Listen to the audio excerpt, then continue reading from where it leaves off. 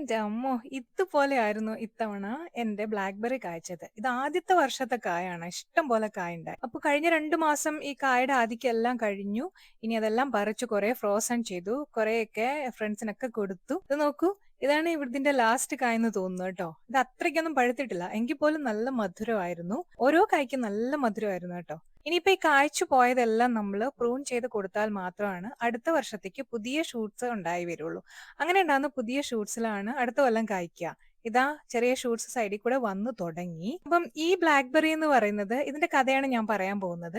ഇതെനിക്ക് കിട്ടിയത് ഒരു ദിവസം ഞാൻ ഹോം ഡിപ്പോയിൽ പോകുമ്പോൾ അവിടെയാണ് ഇത് കണ്ടത്. ഇതിൽ പ്രത്യേകം എഴുതിയിട്ടുണ്ടായിരുന്നു ഇത് പുളിയുള്ളതല്ല, തോൺലെസ് ആണ്, അതുപോലെ നല്ല മധുരമുള്ളതാണെന്ന്. അതുകൊണ്ടാണ് ഞാൻ ധൈര്യമായിട്ട് എടുത്തുകൊണ്ട് പോകുന്നത്. ട്രോപ്പിക്കൽ കാലാവസ്ഥയ്ക്ക് വേണ്ടിയിട്ട് ഡെവലപ്പ് ചെയ്തതാണത്രേ. ഞങ്ങൾ താമസിക്കുന്ന ഫ്ലോറിഡ ആയതുകൊണ്ട് ഫ്ലോറിഡ ഒരു ട്രോപ്പിക്കൽ കാലാവസ്ഥയിലാണ് ഉള്ളത്. വീട്ടിൽ കൊണ്ടുവന്ന് അതിൽ എഴുതിയതുപോലെ കുറച്ചു നേരം ഞാൻ സോക്ക് ചെയ്ത് വെച്ചു. അപ്പൊ എടുക്കുമ്പോൾ ഇങ്ങനെ വേരുകളൊക്കെ കാണാമായിരുന്നു. അങ്ങനെ ഞാൻ നടുമ്പോൾ കൂടുതൽ ഇതിനെപ്പറ്റി അന്വേഷിച്ചപ്പോഴാണ് മനസ്സിലായത് ഇത് ഒത്തിരി ഉയരം വെക്കും അത്രേ. അപ്പൊ പിന്നെ നല്ലൊരു ആർച്ച് ട്രെല്ലിസിൽ കയറ്റി വിടുകയാണെങ്കിൽ നല്ല മനോഹരമായിട്ട് നിൽക്കുമല്ലോ എന്ന് ഞാൻ എന്റെ മനസ്സിലോർത്തു. അങ്ങനെ Amazon.comൽ നിന്നാണ് ഞാൻ ഈ ആർച്ച് ട്രെല്ലിസ് ഓർഡർ ചെയ്യുന്നത്. $50 ആയിരുന്നു. തനിച്ചത് ഫിക്സ് ചെയ്യാൻ ഒരു ഇച്ചിരി പാടുണ്ടായിരുന്നു. എങ്കിലും ഒരുവിധം ഞാൻ അത് ഫിക്സ് ചെയ്ത് നമ്മുടെ ബ്ലാക്ക്ബെറിക്ക് വേണ്ടിയിട്ട് സപ്പോർട്ട് ചെയ്തു. കുറച്ച് ദിവസം കഴിഞ്ഞ് ഇത് നന്നായി വളർന്നു കഴിഞ്ഞപ്പോൾ നല്ല ഭംഗിയായിരുന്നു കേട്ടോ കാണാൻ. അതിങ്ങനെ നല്ല ഒതുങ്ങി നിൽക്കുന്നത് കാണാനായിട്ട്. വിന്ററിൽ ഞാൻ പ്രൂൺ ചെയ്ത് കൊടുത്തു. സ്പ്രിംഗ് ആയപ്പോൾ ധാരാളം പൂവിട്ടു. ഈ ആർച്ച് ട്രെല്ലിസിൽ ഞാൻ ഇത് കയറ്റി വിട്ടതിന്റെ ഒരു ഗുണം ഞാൻ കണ്ടത്, ഒന്നാമത് ഇത് പൂത്തു കഴിഞ്ഞപ്പോൾ നമ്മുടെ വീടിന്റെ മുറ്റത്തൊരു പൂച്ചെണ്ട് നിൽക്കുന്നത് പോലെ ആയിരുന്നു. നല്ല മനോഹരമായ പൂക്കള് കൊല കൊലയായിട്ട് നിറഞ്ഞിങ്ങനെ ആർച്ച് നിൽക്കുന്നത് കാണാൻ നല്ല ഭംഗിയായിരുന്നു കേട്ടോ. ഞാൻ അടുത്ത പ്രാവശ്യം കുറച്ചുകൂടെ മനോഹരമായിട്ട് അതിന്റെ വീഡിയോസ് എടുത്തിടാം. അധികം താമസിയാതെ തന്നെ ഈ പൂക്കളെല്ലാം മെല്ലെ കായാവാൻ തുടങ്ങി. ധാരാളം കായ പിടിച്ചിട്ടുണ്ടായിരുന്നു. നിറയെ കുഞ്ഞു കുഞ്ഞു പച്ചക്കായകള്.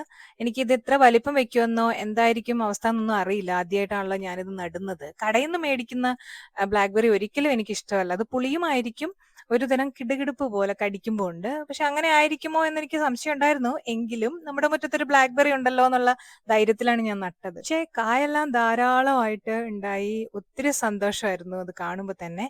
അധികം താമസിയാതെ നമ്മുടെ പച്ചക്കായകള് മെല്ലെ പിങ്കായി, റെഡായി, അങ്ങനെ നല്ല ചുമന്ന കളറിലേക്ക് ആയി മാറി.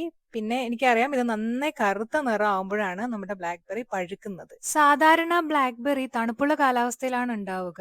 നല്ല പുളി ഉണ്ടാവും, മുള്ളുകളൊക്കെ ഉണ്ടാവുന്നതാണ്. പക്ഷെ ഇത് സ്പെഷ്യലായി നമ്മുടെ നോർത്ത് ഫ്ലോറിഡയ്ക്ക് വേണ്ടി ഡെവലപ്പ് ചെയ്തതുകൊണ്ട് ഇതിന് പുളിയുമില്ല, അതുപോലെ തന്നെ മുള്ളും ഇല്ല. ആദ്യത്തെ കായ പറിച്ച് ആദ്യം തന്നെ ഞാൻ സാപ്പിട്ട് കേട്ടോ. വളരെ മധുരമായിരുന്നു. ചിലതൊക്കെ പറിച്ചപ്പോൾ എനിക്ക് പുളി തോന്നി. പിന്നെയാണ് എനിക്ക് മനസ്സിലായത് ഈ ബ്ലാക്ക്ബെറി നമ്മൾ പറിക്കുന്നത് എങ്ങനെയാന്ന് വെച്ചാൽ ഇങ്ങനെ പറിക്കുമ്പോൾ നമ്മൾ വലിച്ച ഞെട്ടിൽ നിന്ന് പറിക്കരുത്. കൈകൊണ്ട് തൊടുമ്പോൾ തന്നെ നമ്മുടെ കയ്യിലേക്ക് ഊർന്നു പോരുന്നത് അങ്ങനെ എടുക്കുന്നതിനാണ് കൂടുതൽ മധുരമുള്ളത്. ബാക്കിന്ന് പറഞ്ഞാൽ പുളിയായിരിക്കും, കാരണം അത് പാകമായിട്ടില്ല. അങ്ങനെ ആവോളം ബ്ലാക്ക്ബെറി ഇക്കൊല്ലം പറിച്ചു. അമേരിക്കയിലാണ് നിങ്ങൾ താമസിക്കുന്നതെങ്കിൽ എവിടെയെങ്കിലും ഹോം ഡിപ്പോയിൽ നിങ്ങൾ ബ്ലാക്ക്ബെറി ഒക്കെ കാണുകയാണെങ്കിൽ ആ കാലാവസ്ഥയ്ക്കും ആ ചുറ്റുവട്ടത്തിനും വേണ്ടി വികസിപ്പിച്ചതാകാനാണ് സാധ്യത കൂടുതൽ. അപ്പൊ അത് നോക്കി എടുത്തുകൊണ്ട് വന്ന് നമ്മൾ ഇങ്ങനത്തെ ഫ്രൂട്ട് ട്രീസ് ഒക്കെ നടുവാണെങ്കിൽ നമുക്കത് സക്സസ്ഫുൾ ആയിട്ട് ലഭിക്കും. നമ്മൾ എങ്ങനെയാണ് ഇത് ഏത് കാലാവസ്ഥയിലാണ് നിൽക്കാന്നൊന്നും നോക്കാതെ വാങ്ങിക്കൊണ്ട് വരുമ്പോഴാണ് പലപ്പോഴും അതൊക്കെ പോകുന്നത്.